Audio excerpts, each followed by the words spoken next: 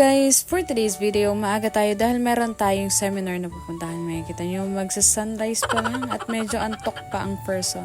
Sa sobrang aga nga natin, medyo mafog pa ang paligid at naninigas ang kamay ko dyan dahil sa sobrang lamig. Sa mga oras na ito mga ka-vlog ay nag-aantay na ako sa aming meeting place kung saan dito kami mag-aantayan. Dito kami pipick upin pala ng service namin.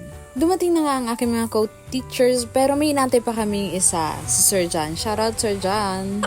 Going to our destination na nga kami mga ka-vlog at dito medyo nakatulog ako saglit. Pero nagising ako sa ingay ng mga kasamahan ko dahil naliligaw na pala kami. Alam mo yung nagtiwala ka kay Google Map pero ililigaw ka din pala. Yung most trusted app, niligaw kami.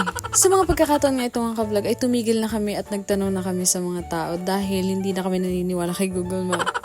Dito bumalik kami and naligaw pa din kami. O diba? Nakarating kami sa beach resort. Feeling ko talaga maliligo kami eh. Char.